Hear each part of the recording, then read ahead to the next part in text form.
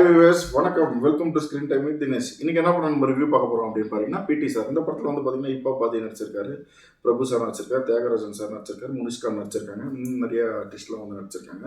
இந்த படத்துல வந்து இப்போ பாதி அவரே வந்து மியூசிக் பண்ணியிருக்காரு, ஐசார் கணேசன் ப்ரொடியூஸ் பண்ணியிருக்காரு.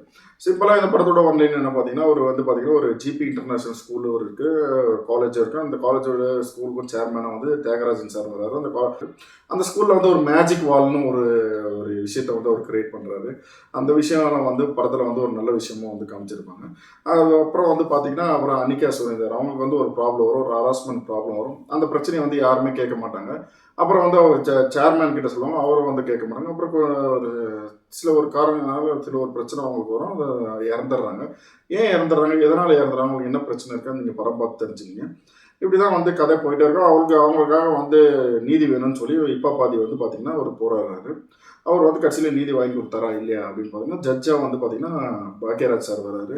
இவர் லவ் பண்ணுறாரு. இப்போ பார்த்தீங்கன்னா அவருக்கு லவ் பண்ணுறாரு. ஸ்கூலில் வந்து டீச்சராக இருக்காங்க, அவங்களே லவ் பண்ணால் அவரோட அப்பா வந்து பிரபு வருவார். அவர் தான் வந்து வக்கீலாக ஆஜராவார்.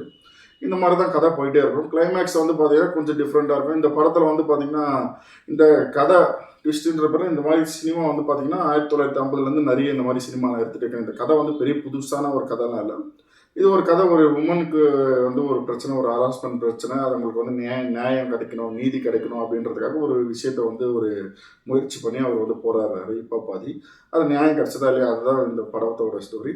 பட் இதை வந்து சொல்ல வேண்டிய விஷயம் இன்னும் கொஞ்சம் நல்ல ஒரு இன்ட்ரெஸ்டிங்காக ஒரு டிப்ஸ்டெல்லாம் ஒரு ஸ்க்ரீன் பிளே வந்து இன்னும் கொஞ்சம் நல்ல ஒரு இது பண்ணிக்கலாம். இது வந்து ஸ்டோரி டெல்லிங்கே வந்து பார்த்திங்கன்னா ஒரு பழைய காலத்து சினிமா மாதிரி காமிச்சிருக்காங்க. ஒரு சொல்ல வேண்டிய விஷயம் நல்லா சொல்லியிருக்காங்க. பட் ஆனால் ஸ்டோரி டெல்லிங் இன்னும் நல்லா ஒரு இன்ட்ரெஸ்டிங்காக, இன்னும் ஒரு த்ரில்லிங்காக, ஒரு சூப்பராக ஒரு நல்லா ஒரு சூப்பராக காமிச்சிருக்கலாம். ஒரு ட்ராமா த்ரில்லிங் மாதிரி ஏதோ ஒரு இந்த படம் வந்து ஒரு ட்ராமா மூவி மாதிரி ஆயிடுச்சு. அது வந்து யூஸ்வலாக வந்து நிறைய படத்தில் இந்த மாதிரி சப்ஜெக்டில் வந்து நம்ம பார்த்துருப்போம். கிளைமேக்ஸ் வந்து பார்த்திங்கன்னா அதை சொல்லியிருப்பார்.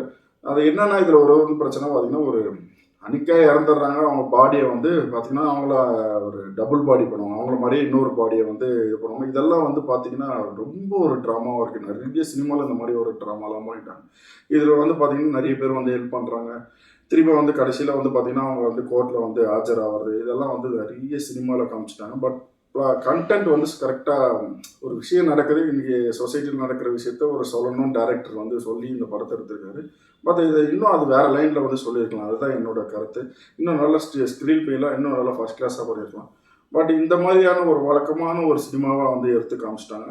பட் யங்ஸ்டருக்கு இந்த படம் வந்து பிடிக்குமான்னு தெரியல. ஃபேமிலி ஆடியன்ஸ், விமன்ஸ்க்குலாம் இந்த படம் வந்து தாராளமாக பிடிக்கும். தேட்டரில் போய் ஒரு தடவை பார்க்குற மாதிரி தான் இருக்கும். ரொம்ப இதெல்லாம் இல்லை.